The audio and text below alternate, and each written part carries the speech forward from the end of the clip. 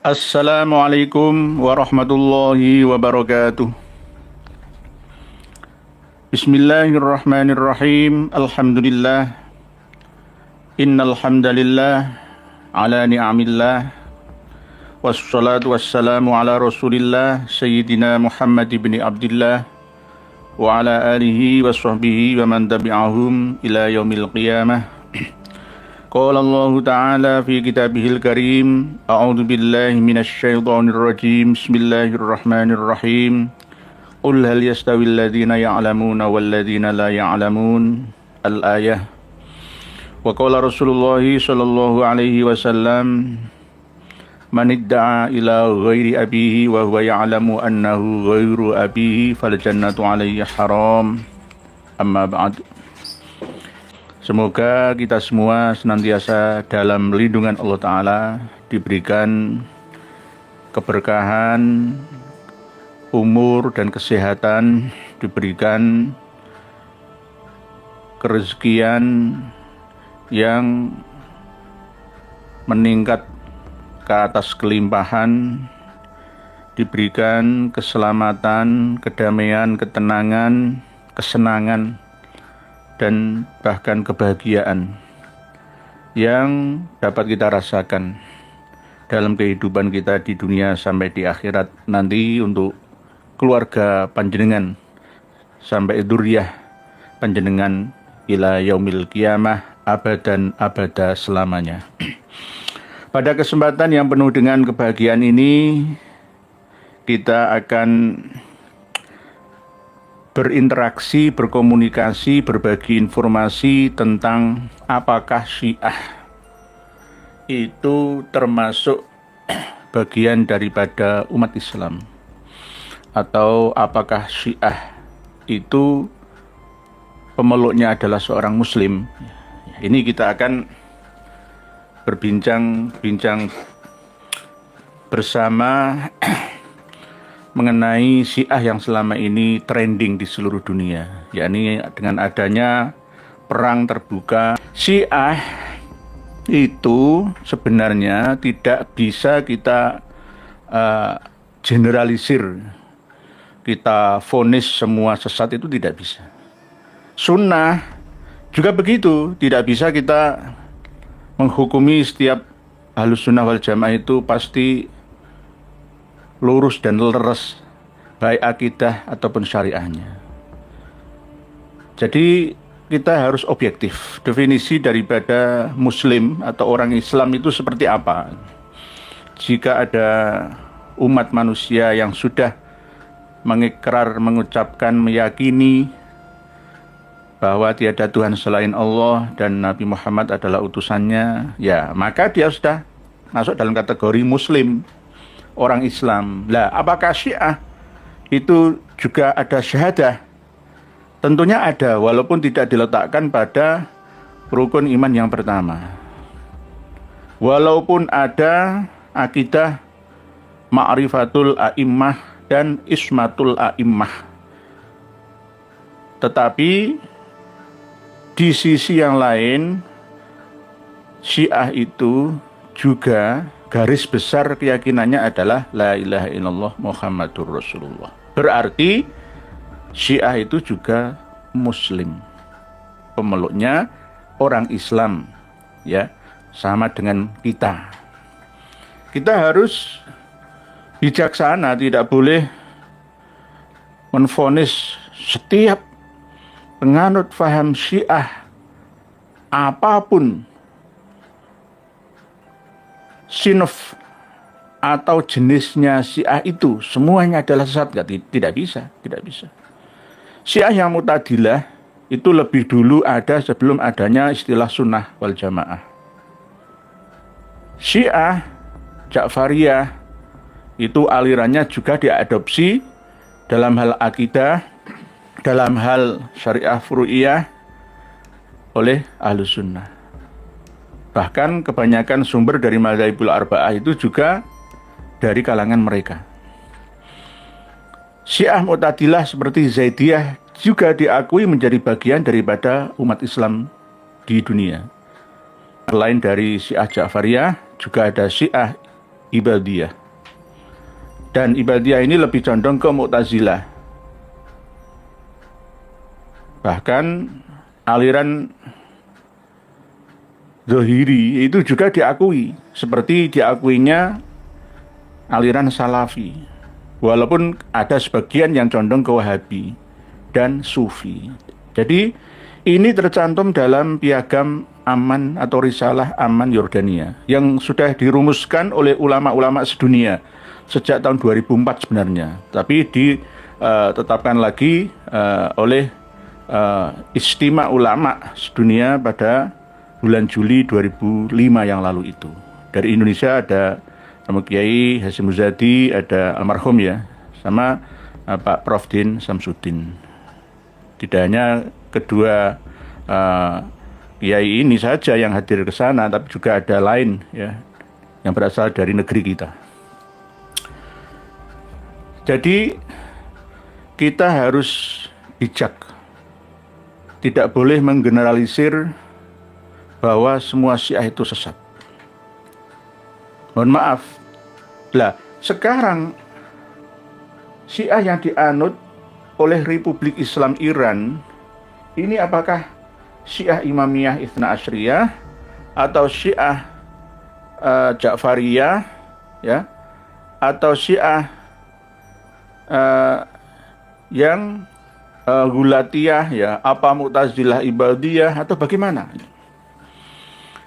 Syiah yang dianut oleh Republik Islam Iran itu dari sudut fikihnya banyak mengadopsi fikih Ja'fari atau Syiah Ja'fariyah. Dan sebagian akidahnya juga cocok dengan akidah Asy'ariyah dan Maturidiyah, Ahlussunnah wal Jamaah. Banyak menggunakan metode dari pemikirannya Syekh Soduk atau Imam Ibnu Baweh atau Babueh. Begitu juga mengadopsi pemikiran dari Imam At-Tusi dan Al-Kulaini. Ini harus kita ketahui bersama. Walaupun kita tetap waspada sebagai sebuah bangsa yang mayoritas memeluk aliran Sunni atau Ahlussunnah wal Jamaah, tapi tetap tidak boleh menvonis sesat 100% aliran-aliran Syiah khususnya yang ada di Iran sekarang, di Afghanistan, di Pakistan, di India, di Maroko, di Libya itu juga besar, di Suriah itu kecil, Turki juga Alawid, ya Syi'i juga, Libanon, ya Irak itu hampir mayoritas juga. Jadi di dalam aliran Ahlussunnah wal Jamaah itu juga terpecah-pecah. Ya, kalau kita ambil contoh di Indonesia ya, LDI itu ya Ahlussunnah wal Jamaah. LDI itu Lembaga Dakwah Islam Indonesia itu ya Ahlussunnah wal Jamaah. Nah, berarti kan tidak semua Ahlussunnah wal Jamaah itu lurus, Shiratal Mustaqim, benar. Tapi ada yang melenceng, ya sama saja. Bila kita tanya kawan-kawan dari Ahmadiyah, baik Lahore ataupun Qadian, itu ya sama. Mengakunya ya Sunni, Ahlussunnah wal Jamaah. Bahkan orang-orang Syiah sendiri yang ada di Indonesia, yang tergabung dalam ABI dan Ijabi, bahkan RA, itu juga ngakunya Ahlussunnah wal Jamaah. Sama. Di Iran sana itu juga begitu. Yang sunnah asli itu justru kami, padahal mereka sebenarnya itu Syi'i. Jadi kalau Syiah yang Rafidhah, Syiah yang Gulat, ya Bahaiyah, nah itu baru jelas atau sesat. Tapi kalau Syiah yang Mu'tadilah seperti yang ada di Yaman, Zaidiyah, ya itu juga diakui dalam forum Risalah Aman Yordania 2004-2005. Untuk menyampaikan hasil dari Risalah Aman ini loh, penting setiap ulama ya, kiai dan umara ya untuk menyampaikan kepada rakyat dan umatnya, jamaahnya, supaya apa? Tahu bahwa ternyata umat Islam itu bersaudara. Sejak tahun 2001 setelah perang melawan terorisme ya, dunia oleh Amerika dan sekutunya, ya maka ada jawaban penting ya dari risalah Yordania ini. Bahwa Islam itu tidak mengajarkan, menganjurkan, memerintahkan pemeluknya untuk radikal, untuk menjadi teroris, ya, menghalalkan darah orang yang tidak sesuai ya dengan akidahnya, syariahnya. Ya, tidak dijawab oleh risalah aman Yordania ini. Bahwa Islam itu rahmatan lil alamin. Begitu juga yang ada di Indonesia. Dalam hal ini kita tidak perlu memperdebatkan antara Iran yang menyerang Israel, ya, terus mana yang benar, ya. Kita ini senang, ya, senang pro dan kontra dalam hal yang sebenarnya itu sudah jelas kebenaran di depan mata. Kadang-kadang kita ini bikin bulet dan ruwet saja, enggak menyalahkan Iran. Iran itu Syiah, berbahaya. Ini bagian daripada propaganda itu. Mohon maaf, saya tidak membela Iran. Iran itu ya ada salahnya, ada benarnya. Tidak hanya Iran, di sebagian Irak itu juga sama. Karena memang ibu kota Syiah Iran itu sebenarnya ada di Irak, yakni di Karbala. Karbala itu kan Irak, dan Najaf itu juga Irak, kota sucinya. Kalau Iran itu hanya sebuah negara dan akidahnya saja. Politik, geopolitik dunia yang menjadi warna, ya, di saat kita hidup abad ini, ya, maka kita harus bijaksana. Tidak boleh langsung menvonis, wes biarkan antar sesama orang sesat saling berperang antara Yahudi Israel dengan Iran, ya. Enggak begitu. Enggak begitu. Justru Ayatullah Ali Khomeini ini, walaupun kami telusuri melalui kitab nasab dan sejarah, itu bukan bagian daripada dzurriyyah Rasulullah. Tetapi saya tidak memandang dari sudut pandang itu, tetapi kiprah beliau yang sangat tegas, ya, dalam membela rakyatnya, harga diri bangsanya. Saya tidak menggugat perang Irak-Iran dulu tahun 80-an, 88-an itu, tidak. Saya tidak menggugat kasus terowongan Mina dan lain sebagainya itu. Itu urusan politik kekuasaan, baik kekuasaan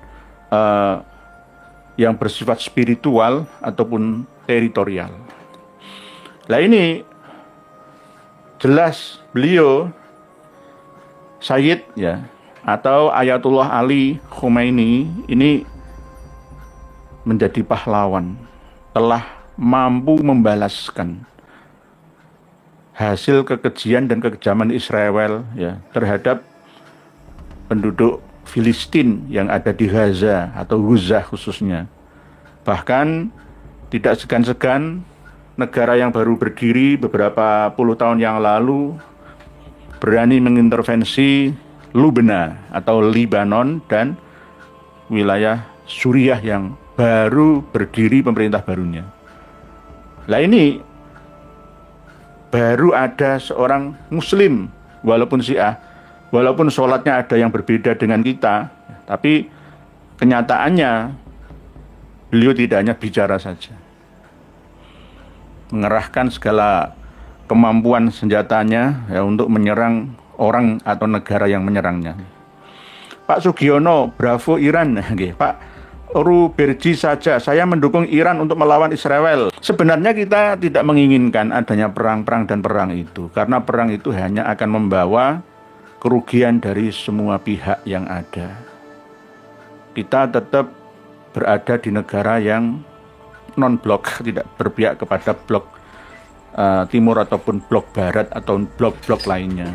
Kita ini negara yang netral. Tetapi netral itu kadang suatu saat juga tidak ada gunanya. Karena kalau sudah dalam suasana perang global, geopolitik internasional, itu yang ada itu bukan abu-abu. Ya atau tidak. Sama seperti Belanda. Kenapa Belanda hanya 5 hari saja ditundukkan, dikuasai oleh Jerman Nazi? Karena apa? Pada waktu itu Belanda netral, nggak mau membela Prancis, nggak mau membela Rusia, nggak mau ikut-ikutan perang lah dunia. Tetapi akhirnya tetap diseret mau tidak mau Ya'juj Ma'juj negara Eropa itu harus ya tegas mihak ke siapa, ke negara mana, ya jelas. Lah Indonesia itu juga begitu, walaupun politik luar negeri kita itu politik tidak membela ya suatu negara, tetapi juga harus waspada. Kalau tidak waspada, yang akan terjadi pada diri kita dan generasi bangsa nantinya ya berbahaya. Berbahaya. Pak Berita Nambar Wahid, Assalamualaikum Pak Yai. Apakah Thariqah Safawiyah yang dianut Imam Khomeini menyimpangnya di mana? Terima kasih. Thariqah itu kan metode untuk usul ilallah. Sama dengan ketika saya mau mencari peninggalan zaman Nabi Nuh dulu ya misalkan. Karena saya tidak tahu lokasinya di mana, maka saya harus menghubungi pemandu, penunjuk jalan atau guide ya. Nah, ini sama dengan Thariqah yang saya ikuti kemana terserah, yang penting sampai kepada tujuan saya bisa melihat bekas-bekas peninggalan zaman Nabi Nuh dulu. Guide-nya itu. Lah, Thariqah Safawiyah itu ya tergantung. Yang penting kan tetap akidahnya la ilaha illallah Muhammadur Rasulullah. Masalah usul ilallahnya itu cepat, tepat atau tidaknya itu tergantung. Yang penting tidak sampai syirik billah, tidak sampai khurafah, tidak sampai kadhibah, tidak sampai asyiyah, bermaksiat kepada Allah yang Maha Rahmah. Nggih begitu nggih. Bisa juga Presiden Republik Rakyat Iran yang pertama ya, Imam Khomeini ya, itu ya ada salahnya juga ada benarnya. Kalau kita lihat dari sudut pandang Salafi misalkan, Wahabi misalkan, ya salah semua apa yang dilakukan oleh Imam Khomeini, diteruskan oleh Ali Khomeini Ayatullah ini. Salah semua. Tetapi ternyata kan ya jangan melihat orang itu dari sudut pandang kekurangannya saja, tetapi kelebihannya juga harus kita pertimbangkan. Lah, untuk sekelas Ayatullah Ali Khomeini ini ya banyak kelebihannya, walaupun tidak bisa kita katakan terlambat setelah Gaza luluh lantak ya, tetapi setelah jelas-jelas mau ya dikangkangi oleh Israel, maka ketegasannya muncul yang akhirnya ya senjata-senjata lamanya dikeluarkan semua, digunakan semua. Itu. Jadi nanti masalah hegemoni spiritual ya, ada saingan dengan Saudiyah Al-Arabiyah atau Saudi Arabia, itu untuk nanti urusan belakangan. Urusan belakangan itu masalah geopolitik global. Karena Iran sendiri itu juga mau menguasai spiritual dunia berdasarkan akidah mereka, syariah furu'iyah mereka. Gitu. Lah, dari pihak Saudiyah itu juga ya sama.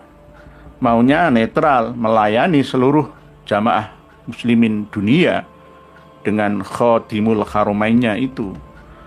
Tetapi karena menghasilkan pundi-pundi yang luar biasa dari jamaah umroh dan hajinya, ya maka Iran itu sebenarnya tertarik untuk mengelolanya. Karena Iran sendiri ini banyak sayyid dan syarifnya dari dzurriyyah Husain bin Ali bin Abi Thalib. Jadi kalau misalkan berpakaian hitam-hitam atau berjubah seperti ini termasuk jubah-jubah sayyid Ayatullah Sayyid Ali Khomeini. Para pemirsa dan pendengar semua, sebenarnya marga Khomeini itu berasal dari India. Yang dulunya leluhurnya Khomeini, baik Imam ataupun Ali Khomeini Ayatullah ini, itu agamanya itu Hindu zaman dulu. Terus pindah menjadi agama Syiah ketika pindah ke daerah Iran dan Irak. Nah ini kami telusuri melalui kitab nasab dan sejarah. Ternyata juga ada yang mengisbat nasabnya marga Khomeini, yakni sampai pada level dzurriyyah Nabi. Tetapi kebanyakan ya ini berhubungan dengan politik itu tadi. Ketika ada orang terkenal, maka ada kepentingan politik ya pendukungnya, ya akhirnya ya minta dibuatkan satu silsilah yang menyambungkan nasabnya sampai Rasulullah. Ya sama misalkan ya, Pak Jokowi itu saya carikan nasabnya sampai nyambung kanjeng Nabi, saya bisa. Pak Prabowo itu nasabnya saya sambung-sambungkan jalur ayah dan ibu, jalur perempuan dan laki-lakinya sampai kanjeng Nabi, kita bisa, saya tergantung saya. Oleh sebab itu ada kitab yang sangat fenomenal abad 21 ini, karya dari Sayyid Fathi Abdul Qadir, namanya kitab Al-Mausu'ah. Itu juga begitu kompleks. Yang saya bingung marojik atau referensinya itu dari kitab mana itu.